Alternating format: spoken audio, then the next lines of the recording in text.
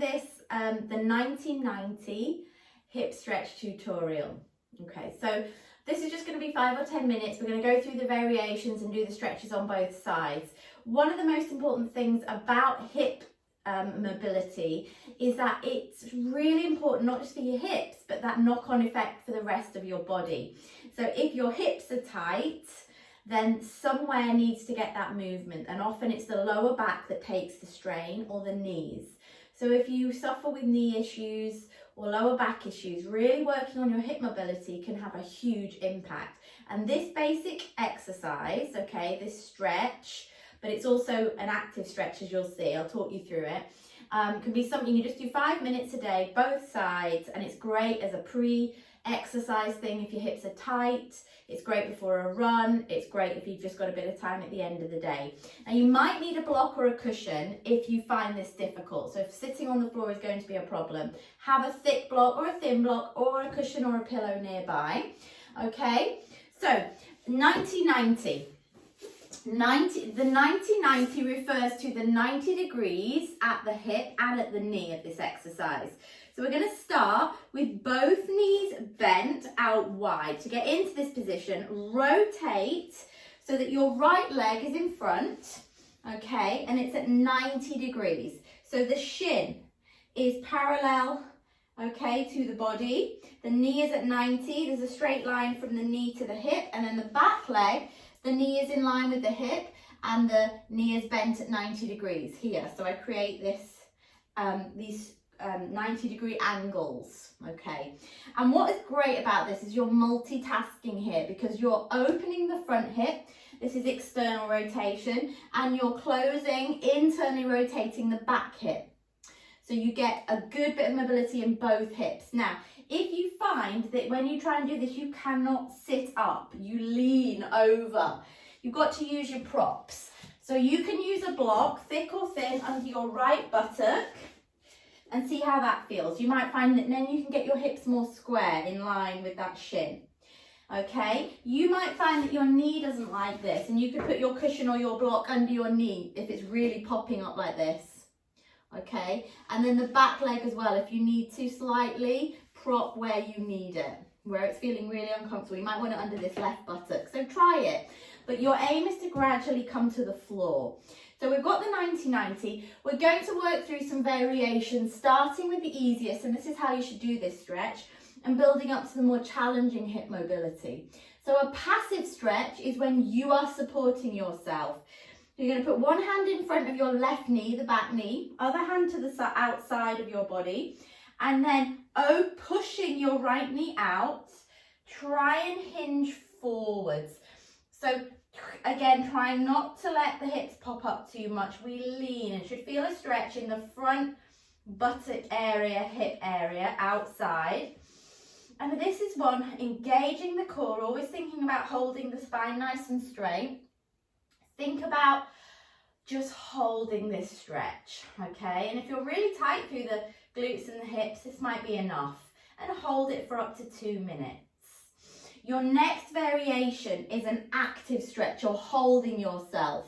So I want you to just clasp your fists, take your arms out, not touching the floor, and we're going to hinge forwards and back up.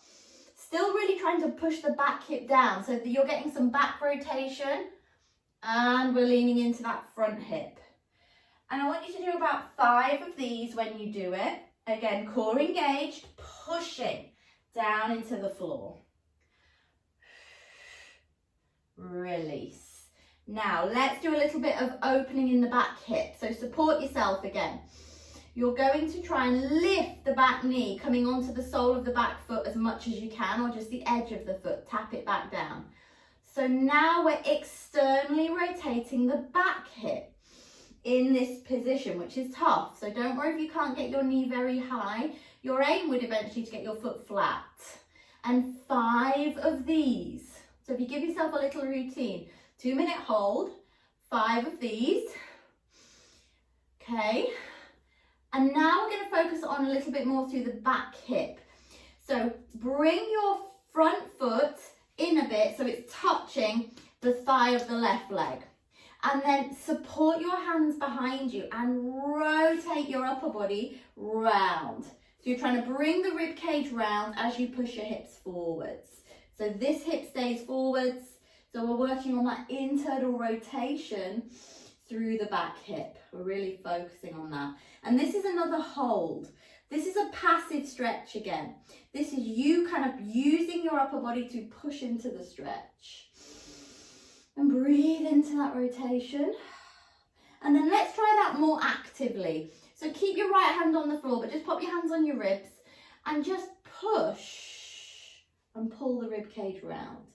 Now you could keep the back hand supported, or if you think you can do this without holding on, hands on the ribs, twist. So you could keep one hand on the floor or both hands come off. And we use those hands to rotate, keeping this knee down. Okay, 5 of these. Hands back to the floor just in front. Now we're going to do what I call a heel knee tap. So you're going to lift this knee, you're going to tap the heel, opening this up, and then you're going to rotate and tap the knee down, trying to lift the foot off, which is tough. So we open, tap the toe, tap the knee. If you need to, lean forward slightly. Will make it easier. The more upright you are, the harder that internal rotation becomes. 5 of these. Good. Trying to perfect these. You might get to the stage where you can do this with your hands off. That's the focus. Do the exercise with the hands on the floor, then try it without. And release. Now we're going to do the other side. So you'll come back to the center position, rotate the other way. So do your checks, see if you need your props. Is your left knee in line with the hip? Is your left knee bent at 90? Have you got the 90 degrees in the back leg? And you turning your hips towards the front. Okay, if you're really tight through this back hip, it will want to pull you round. And we want to keep pushing the hip forwards. Now let's do the passive stretch. Fingertips on the floor in front of the back leg. And then support yourself forward so you feel a stretch in that front glute. Outside of the leg, outside of the buttock. And this is the one that you're going to hold, but still with the contraction through the glutes. Hold it there. Breathe in and out. Hold this one up to 2 minutes. Okay? So it's really tight. And really focus on the hip. Remember, use a block under your left buttock if you need it. Come back up. Let's do the active version. Fists. Push out. Tense everything. Tummy tight. Push the knee into the floor. Down and then lift back up. Forwards. 5 of these. Push. Push away from the floor as you come up. 1 more. Good. Fingertips back down. Okay. Lifting the back knee as high as you can. Now as you lift, I want you to really think about pushing up and then pulling in. Turn your body to the front. Go again.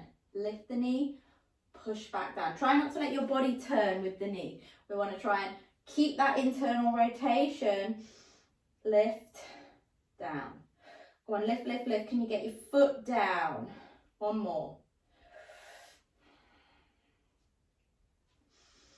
Fab. Now let's focus on the back knee, hip a bit more. Bring your front foot, your left foot to the thigh, okay? And then bring your right hand behind you and pull yourself round into that rotation. And your right hip should stay internally rotated as you do this. So you're pushing the hip forwards the opposite way.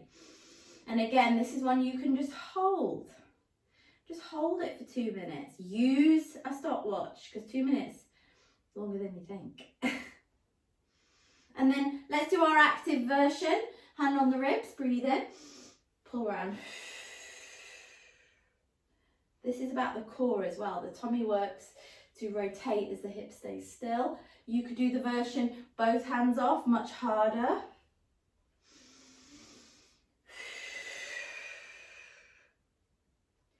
Good.